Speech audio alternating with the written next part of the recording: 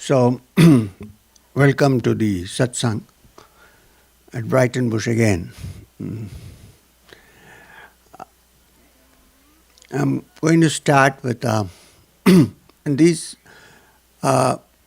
sessions that we are going to have, going to be as informal as always. We need a structure, but even though we need a structure to conduct the satsang, the ultimate aim is to cut and break out of the satsangs. So, it would be quite, as usual, informal. Which doesn't mean that when I talk, you keep asking me questions. We will have a question-answer session separately, so that if you have any questions, then we can discuss the matter. Always. Don't hesitate on that. Only don't ask me political questions, because I don't know.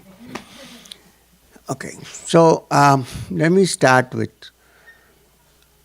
a chant, which is in Sanskrit, so you don't have to try to understand if you don't. It's okay.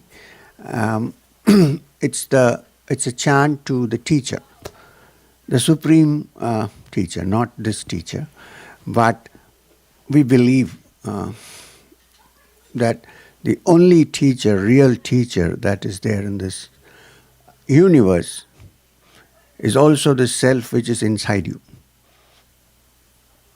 And a person like me is just a representation of that. Via media, that's it.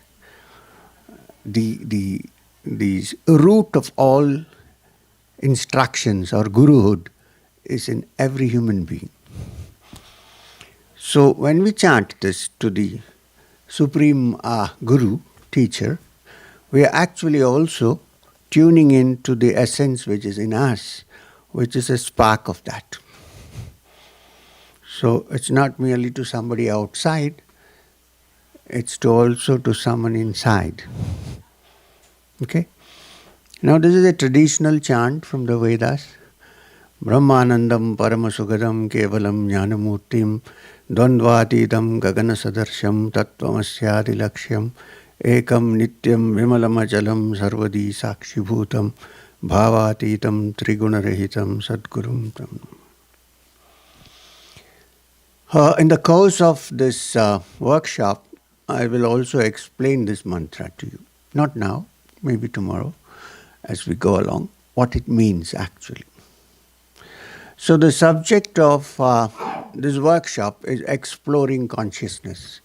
Now this may sound a little strange. How do you explore consciousness? You can be conscious, but who is exploring consciousness?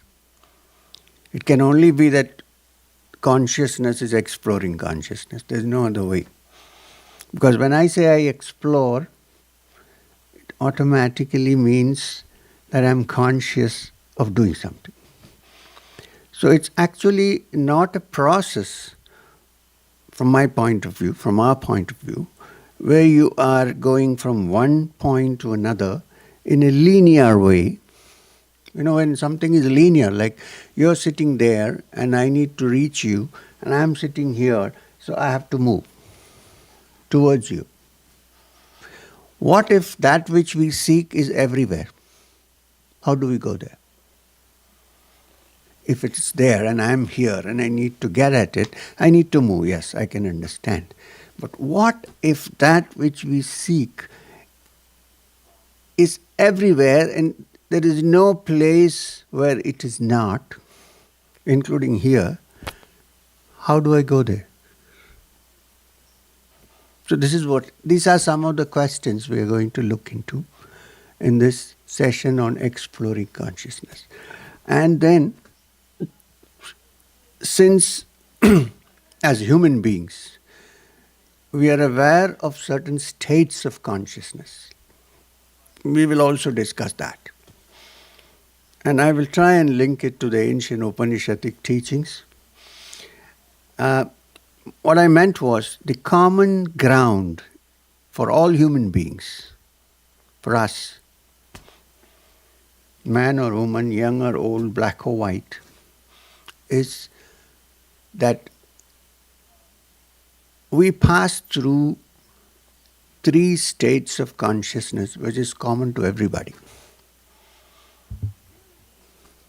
Maybe it has a root and a source, but at the moment we see them as different. One, the waking state of consciousness. I hope we are awake. The waking state of consciousness. Now we will go into this tomorrow.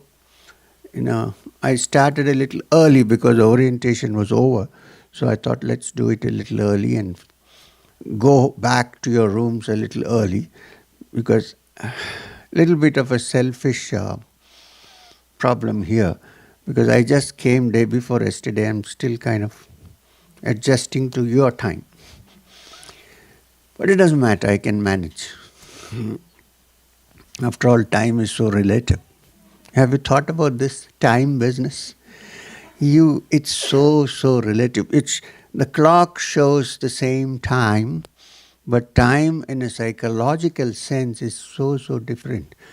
Now suppose I'm sitting here and it's so boring. Suppose. Maybe, I don't know. It's so terribly boring that you keep looking at your watch, saying, oh my God, what's going on here?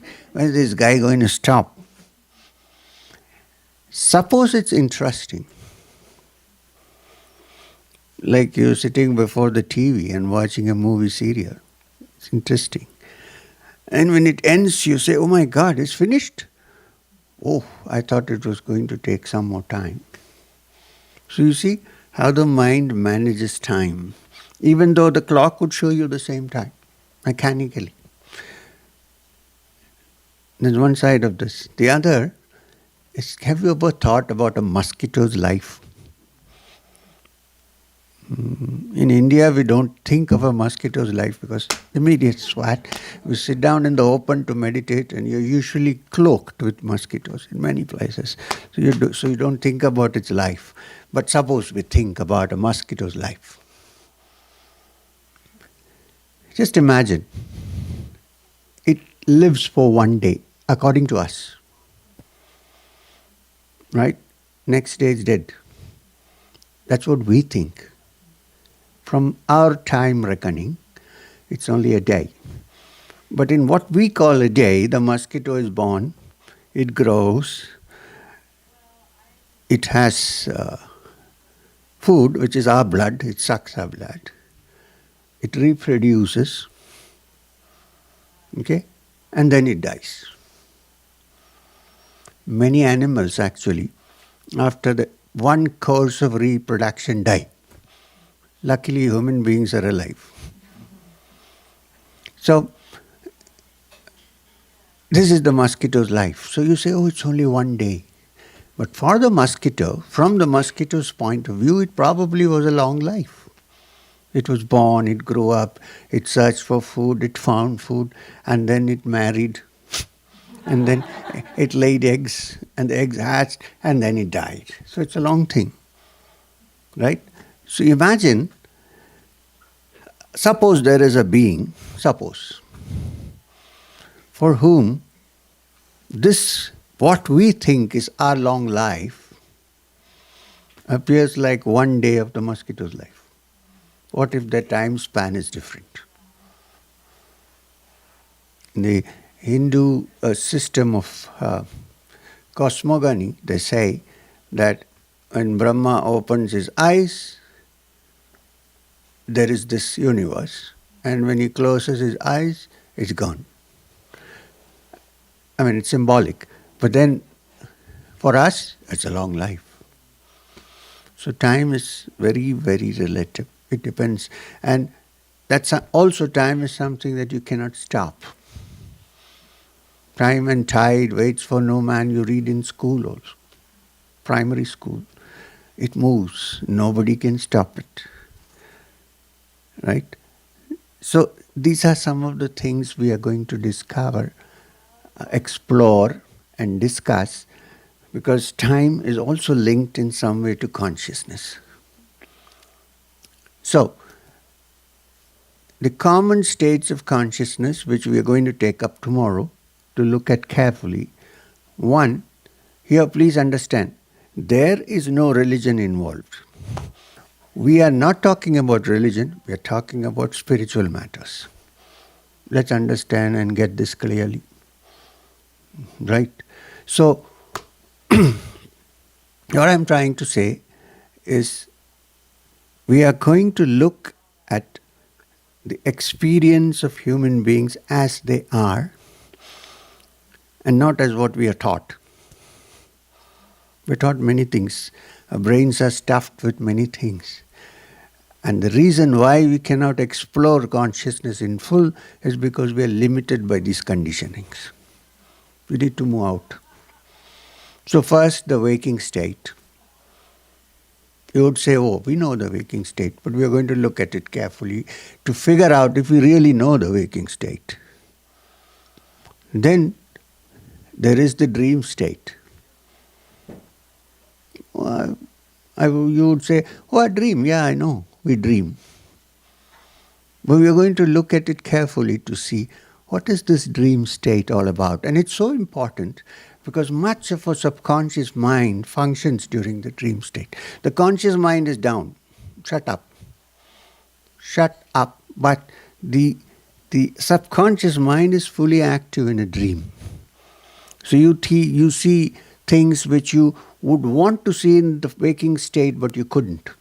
You project it into the dream. Experience which you love to have, but you couldn't have in your waking state, you see it in a dream. Fears which you have, but you're afraid to express, get manifest in the dream. Because the subconscious is active. And believe me, although we like to think that all our life is governed by the conscious mind, 80% of our actions are spring from the subconscious. So this is a vast field to explore also, the dream state. In Vedanta it's called Svapna-avasthā. The waking state is called Jāgṛti. Jāgṛta. Then you have something called deep sleep. I think everybody has some element of deep sleep, at least a small interval of deep sleep, and which is when the body and the mind, I don't know if the expression mind, after many years I've come to figure out that the word mind is a concocted illusion. There's only the brain. Where is the mind? We like to say mind, but where is it? Search for it. You can't find it anywhere. It's the brain that thinks and creates the mind. And when the brain is dead, nothing happens. So what happened? You know why? If there was no deep sleep, I think most of us would have gone crazy. Already the world is in a very crazy state. But imagine not having sleep. So what happens in deep sleep? You're completely rested. Your mind is not even working on the dreams. It's not working in the waking state. It's completely relaxed. And that is why we feel so rested. And without rejuvenation and resting in the deep sleep state, it would be difficult to carry on with our life, especially nowadays when life has become so complicated. It's not so simple anymore. So maybe if we can simplify our life, we'll discuss all these matters. I'm just putting forward the points which we are going to take up today. Tomorrow. I just want to have a brief outline of what we are going to look into. And we are not going to say, I believe so. We are going to say, let's look into it. Because when I say, I believe so, which surely means I don't know. When the sun rises in the morning and sets in the evening, I don't have to say I believe the sun rises, because it's there. The moment I say I believe, I'm a little doubtful, that means. I don't know, perhaps it sets. I believe it sets or rises. And the second thing is, if I need a support from any quotation, then again I am on shaky ground. Because if I am sure I don't need any support from anywhere. It is said in the Vedas that the sun rises every morning. I don't need to, because I see the sun every morning. I don't have to say, Vedas said the sun exists. I see it. It exists. So when I resort to support from quotations, which means I am not so sure, I am on shaky ground. So what we are trying to see is, can we actually experientially look at this question of consciousness in its different hues and different colors and different dimensions? And if in any way we can link ourselves to this vast spread of consciousness, which is not limited. But then we have to start from the limited point of view and then slowly explore and find out about the unlimited. In fact, I think the unlimited consciousness probably is when the limited consciousness completely understands that it cannot find it, and then rests. Because otherwise it's all a circus. I'm trying to find out if the unconditioned consciousness is truly infinite, it cannot be a conglomeration of finites. Then it's not infinite. Perhaps when the finite ceases, then the infinite comes. Perhaps. Speculative. Right now we are speculating. So these are some of the issues which we are going to look at. So in this workshop, we are not going to explore consciousness as something external to us, but as something that is intimate and understandable to human beings as we are. We need to look at it that way. Because if there is an infinite consciousness, suppose, and you cannot reach there, then it doesn't mean anything. It can be there, so what? I'm happy. I eat my food on a hot day, I have a beer, in the evening I go to sleep, so I'm happy. So what is there if there is a consciousness somewhere? It has no relationship to me. What if it is related to me and I'm connected with that? Then it becomes important. Right? So these are some of the questions that we are going to explore in this workshop. And I know that some of you might be wanting to take up the practice of Kriya and probably thought that we will get Kriya in this workshop and so on. So I'll keep that for the last day to discuss. Before that, we should lay the foundation and have a blueprint of that which we are looking for, which really doesn't have a blueprint. So this is funny. Am I contradicting myself? Now, may I explain this with a little example? At the moment, we are like shapeless clay. C-L-A-Y, clay. And I want to make something out of it. Okay? So I proceed to make something out of it. And then I put it in a mold. Is it mold or a mold? Which is correct? Mold? Yeah. So I put it into the mold, which has two parts. And I press it and leave it there. Now when it is ready, if I need to see what I have made, what have I to do? Break the mold or allow it to be inside? So while we will try to build a logical, rational, verbal mold, in the end what we are going to do is try to break it. Because if we don't break it, you won't see what's there. But all the same, you require the mold.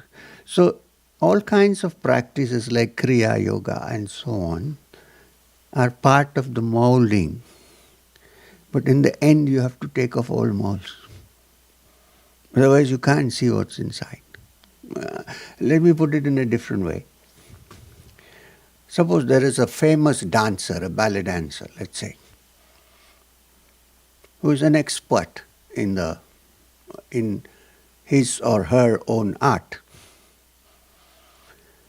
And then so now to be that, to reach that level, you need a lot of discipline, you need a lot of practice, you need a lot of movement, theory and practice, both. Once you have reached that level of excellence, then you can innovate. If I know nothing about it, what will I innovate? You know what I mean? So at that level, when the dancer begins to innovate, people say, oh, this is wonderful. But if I say I'll start innovating from the beginning, I don't have any material to innovate. Right? So these are some of the things that we are going to look into, the practical aspect and the theoretical aspect, and I think both are kind of linked together very intimately. You can't separate the two. Why? Because we are a human organism. And we have an intellect, we have our emotions, we have our likes and dislikes. So we can't separate this completely from our query and from our inquiry. Because as human beings, we are all individuals, of course, but we also have common features. I'm not talking about the physical common features, which we all know, we all have, but the mind or the thought, the emotions. Let's look at this carefully. It's part of exploring consciousness. Let's look at it carefully. You have a certain fear, right? Some fear. You don't have any fear? Are you fearless? No. You have some fear. Okay. Something. I would have been happy if you said I'm fearless, but you have a fear. I also might have some fear. Might. Right? My fear right now is, God knows if these people understand what I'm trying to say. This is my fear. So everybody has their fears. You have a fear, I have a fear, and now, the object which you fear may be different from the object that I fear. You may be afraid of something, I may be afraid of something else. Right. But fear is a common factor. For all human beings, please, the human race.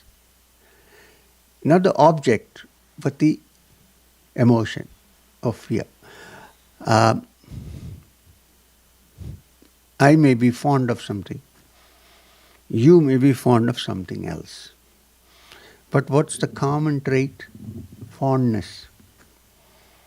You may hate somebody or something. I don't know, you don't look like you hate anybody, but maybe I'm sure you hate something like a spider. I may hate something else.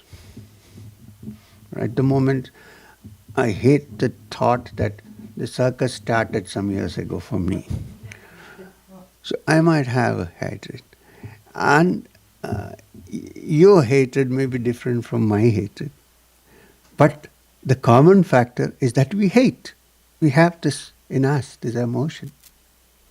Just as we love, we hate, we have fear, we have anger.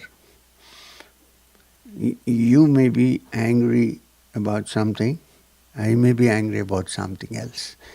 Fortunately, I don't know if I am angry, but I find sometimes I try to figure out if I am angry, and I found out that it's usually zero. But then I was at one point, let's say that. So your anger may be towards somebody or something, and my anger may be towards somebody and something else. But anger is a common factor in all of us, right? In some way, unless it kind of dissolves and disappears. It cannot dissolve and disappear until our center disappears. As long as we have a center, we try to protect it, then there is anger and everything there.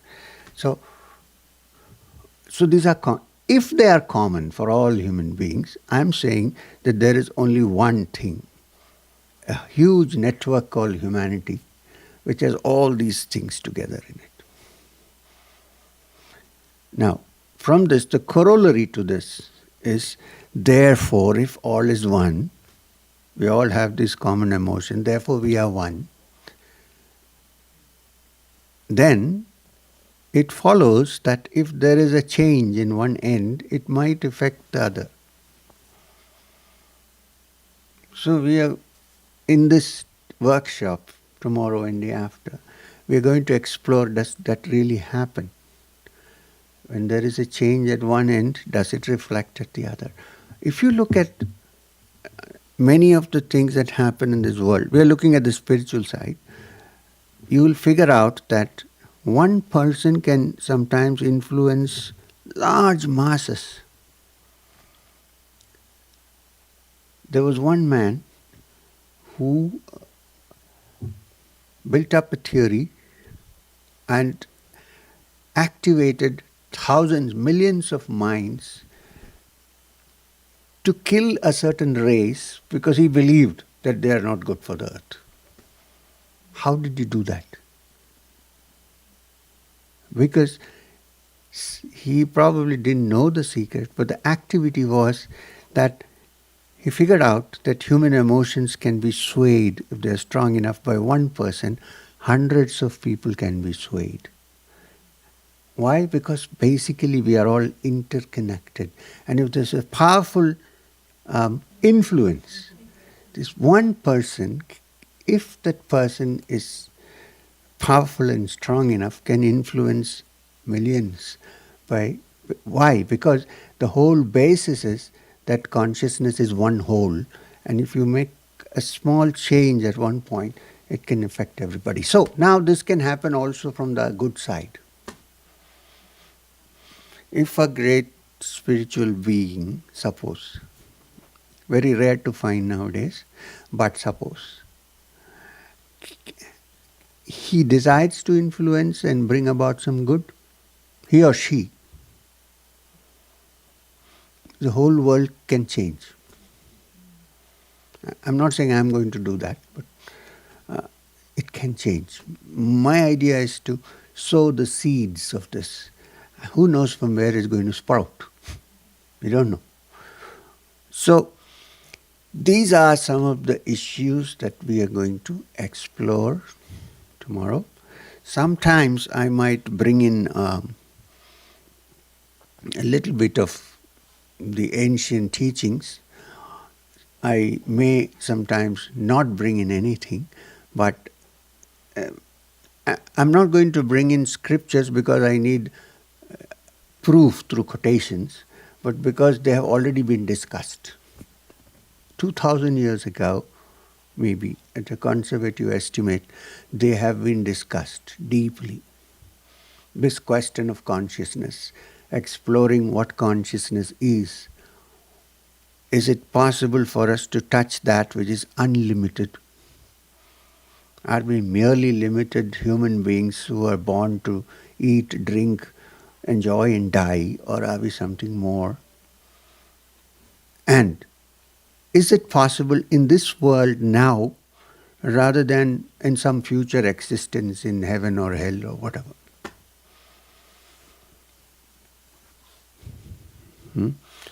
Personally, I believe it's when human imagination started to work that all this was invented, heaven, hell, and so on. Because the chimpanzee doesn't know of any heaven or hell, he just lives as he is. I'm not saying we should become chimps. And it's very funny, if you look genetically, a chimp has one extra chromosome that we have. It's minus that which makes all the difference to us.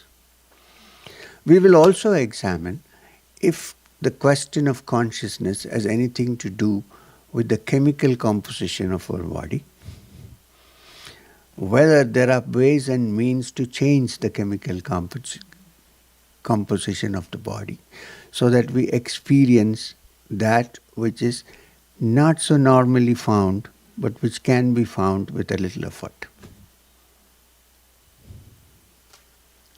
We all know that Our emotions are basically governed by the hormones and chemicals. If you have a good shot of dopamine in your system, in your blood, then it's feel good factor. Except that if the dose increases, then you have hallucinations. If you have serotonin flowing in your bloodstream, you are meditating well. So we will also examine if in ancient times a system was created by which the hormonal balance could be changed through physical and mental exercises. So then we have a key to change our emotions. We will also practically try and demonstrate if this is possible. Plus, whether belief is necessary or not to the exploration at all. I'm not saying we should or should not. That we'll discuss tomorrow. Whether we need belief or we need enquiry. So these are some of the important points that we're going to take up in this workshop.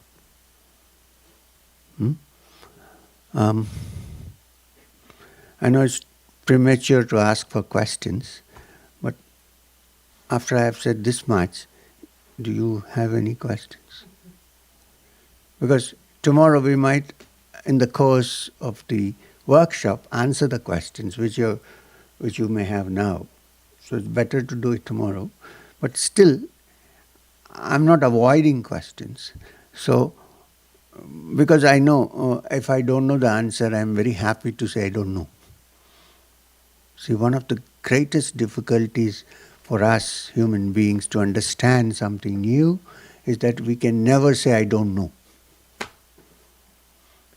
And all scientific advancement has come because somebody said I don't know. Let me find out. Because the moment I say I know, there is no inquiry. It's done and finished.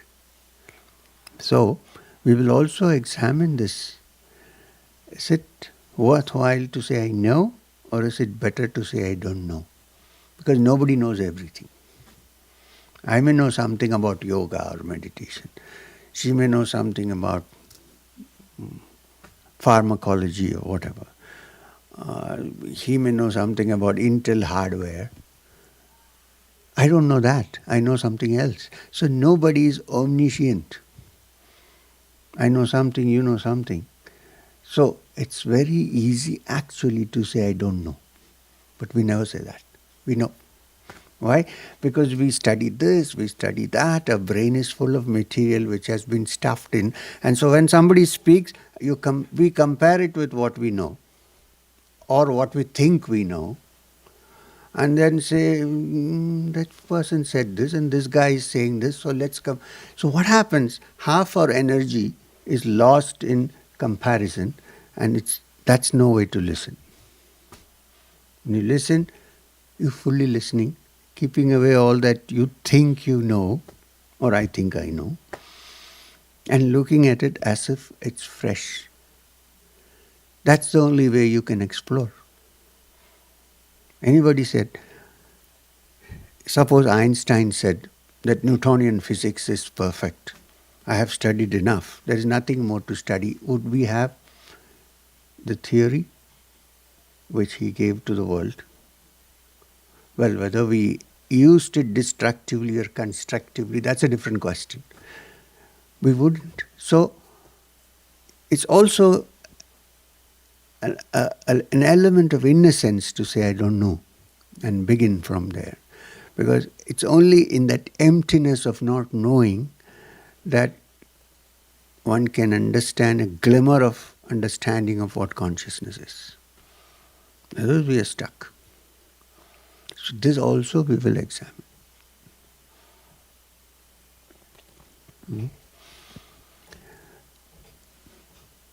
Anything?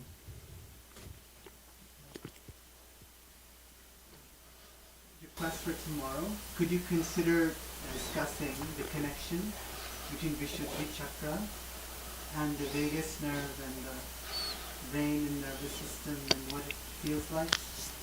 and it's not for today. Let me first tell you that there may be many people who don't know what is Vishuddhi Chakra and so on.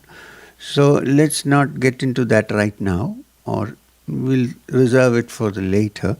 And also when you use a word like Vishuddhi Chakra, then you are going back to what you think you know. So we want to open that all out and throw it and examine things openly as if we are looking at it. This is exactly what I told you some time back.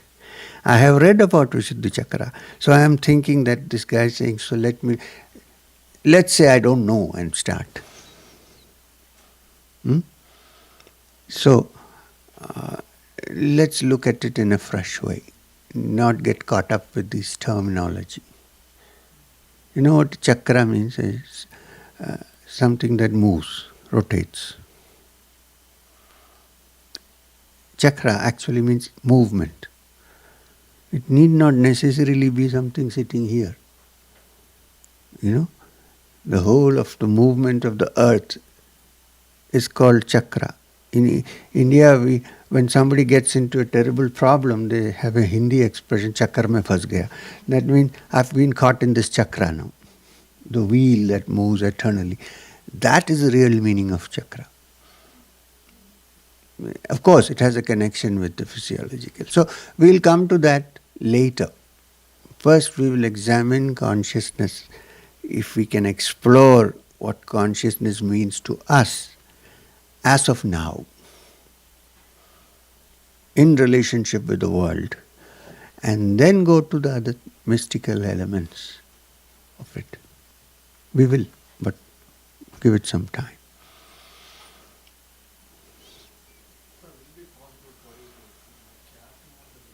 The what? Are you short? Yeah, I don't mind sitting on a chair. I have no problem. Inspiration comes to me even when I sit in a chair. It's okay. You don't have to necessarily sit cross-legged like a fakir. One can also sit on a chair. Yes, tomorrow onwards, when the session starts tomorrow, please make sure that there's a chair here. He's right in a way. Some people can't. But there's no point in looking at my face, actually. What I'm saying is more important than me. You know what I mean? That's another thing we are going to discuss. Is the guru important or the teaching important? This is something we are going to discuss. Not both. I think the teaching is more important than the guru. Okay. Suppose I'm standing out there. Of course, some people won't believe because they have been brought up in that tradition.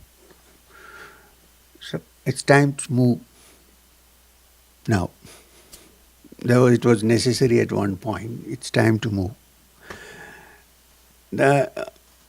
Suppose I'm standing outside there and you come and ask me, which is the way to the hot tub? Okay? Now suppose I know. I would say turn right, then turn another right, then go left, and then go straight down, and there is the tub. If I know. I might even be one of those who don't know but pretends to know and say, no, you take a left turn and go straight, and that's the end of it. But suppose I do know, and I told you where to go. Now, if you have to reach the bath, the hot tub, do you have to go? Or is it enough if you stand before me and garland me and swing lights in front of me and say, you are the greatest teacher because you have shown me where the hot tub is? If you have to reach the hot tub, you have to go there.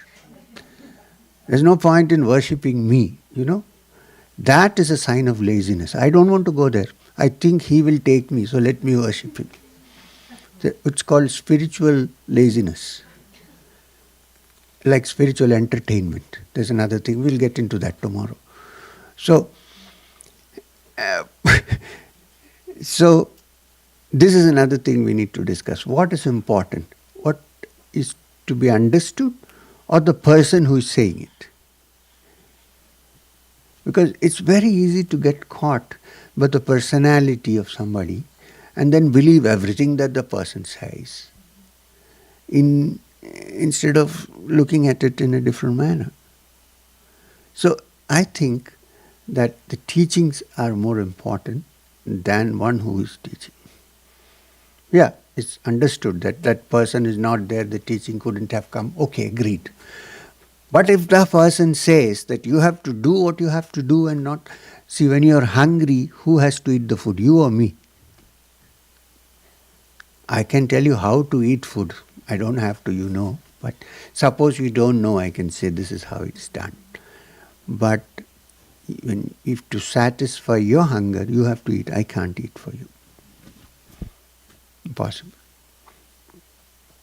So these are some of the things that we would like to discuss. If they sound dangerous, then better miss tomorrow's. Because we are going to break images so that you see what actually is in there. Can I ask a question? In my sadhana, I've been experiencing really positive experiences, and then also The what? really positive, peaceful experiences. Mm-hmm. And then sometimes there's this restlessness Yeah. that arises, and I feel like there's a lot of efforting toward that understanding of myself, and I feel like I'm moving forward, and then sometimes, not that I'm going back, but it's like I just feel so. I think this is a personal discussion. I don't want to discuss it in public because there might be some things which I don't want others to know when I'm discussing. Okay, I thought it could help other people, so I'm sorry. Because it's again a question of chemical imbalance. Well, I think also around the sadhana, when we're in our sadhana, it's like there's a lot of efforting. Lot of? There's a lot of efforting, and it's difficult to just relax and understand teachings because there's a lot of No. The change of moods that you're talking about is probably to do with chemicals. So we need to also tackle it from that point of view, not just by meditating. Anyway, that we'll discuss in person. Don't want to bring it up. However, for most people, when they meditate and go deep into their psyche, it often happens that the psyche is laid open and many things which you even didn't know exist come out. This is possible. Now there's no way you cannot run away from it. You need to face it and directly deal with it. If you try to sweep it under the rug, it will remain for some time and come up again. So you need to tackle it when it comes. And for that, you may need some help.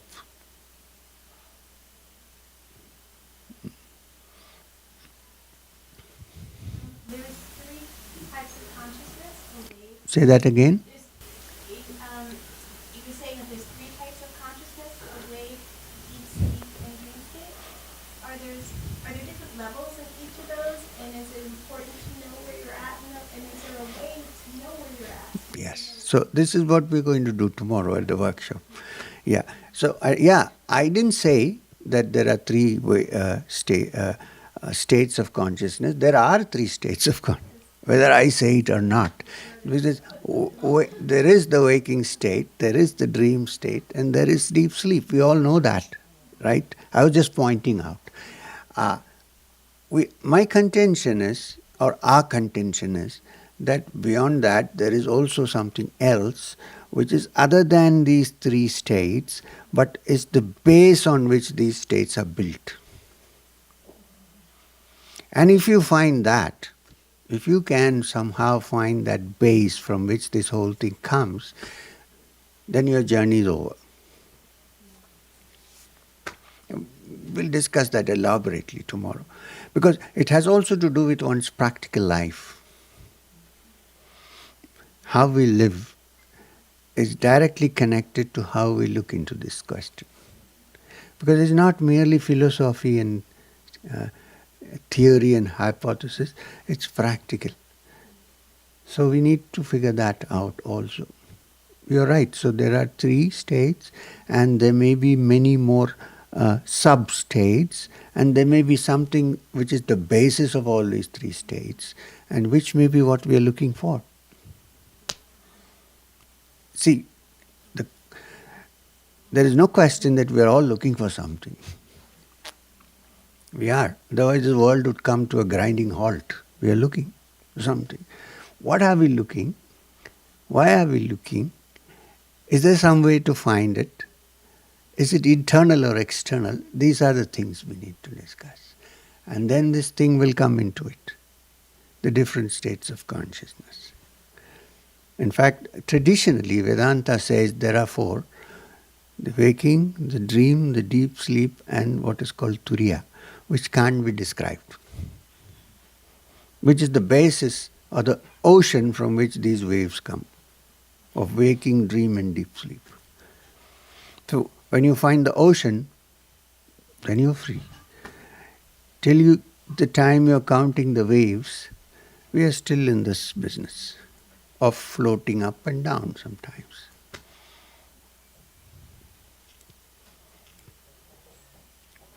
So,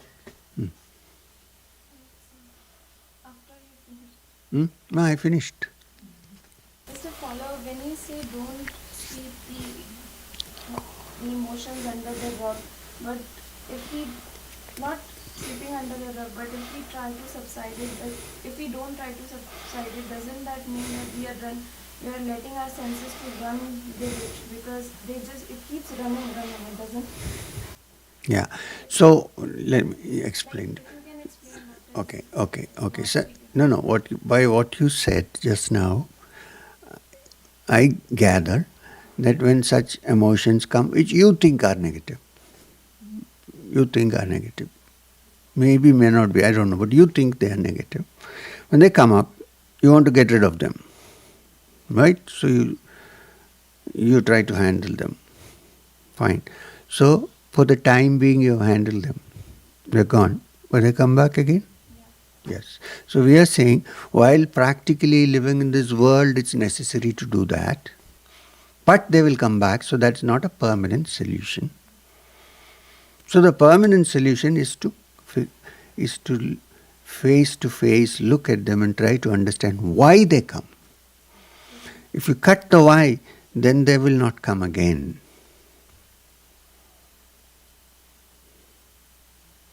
Maybe, I don't know, as I see, there may be a couple of simple reasons. One is, I have an ego, which when rubbed on the wrong side reacts, maybe. The other is, I think something is good, but somebody else thinks it is not good, so there is a clash. Emotionally, I have some feelings, but my reason doesn't agree with it. See, so there are very many reasons why these things happen. So, while it is necessary while we live in this world to have a temporary solution like sweeping under the rug and so on, but keep it ready so that you will be able to lift up the rug when you want and look at it again, so that you want to get rid of it permanently. Otherwise, you can do it. You can deal with it temporarily, but it will come back. Unless you want to be free of it. If you want, you are happy with it, there is no problem. You know what I mean? It looks like everything comes with a root cause of a desire, deep desire that's there. Right. When we live in this world, it's very difficult to see. Absolutely. Like, theoretically, you understand that we need to seize this desire. Absolutely, I understand. Like, it doesn't seize it. The root of all sorrow is desire. Buddha said this many years ago. But then we are living in this world, we can't live without desires. Right? And we can't all become monks and set forth. You know what setting forth means? It's a Buddhist terminology to say that somebody has left everything and set out on the spiritual journey, which is not possible always. I hold one thing against the Buddha. He left his poor wife and his little kid and walked out without even asking them. I mean, look at the other side. He might have become the Buddha, but what about the poor things? So, while we live in this world, we need to deal with it on a practical basis. But we should understand that the actual problem is the desire. Yes. So, now, why is there desire? Because we are not fulfilled. Right? So, we have to figure out if there is something that can fulfill us, no matter what the situation is on this earth. I don't want to go deep into this because then there will be nothing left tomorrow to discuss. Let me keep something up my sleeve. I won't let the cat out of the bag in the first session, okay? It doesn't work. And what do we do tomorrow? Sit and stare at each other. Close our eyes. So we'll go at it carefully. And as I said, you're free to, not now, now I think we should wind up this session half an hour early, but we started half an hour early. So you must have driven, you must be tired. I'm a little bit lagged, jet lagged, but I'll work it out. I don't need melatonin tablets to work it out. So I will also teach you how to work it out. So you travel in a jet plane. Are there techniques by which you can, So these very practical things. So we'll go into all that tomorrow. And please, during the session or after the session, you're free to ask questions. Preferably those connected to what we discussed and not something else extraneous, but as far as possible. But so we will go about it step by step, systematically. Is that okay? I need to ask a senior person if it is okay.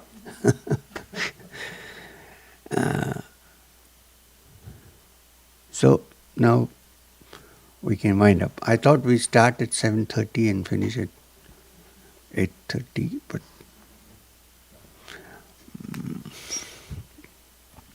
okay. This is a wonderful place. You can go walking.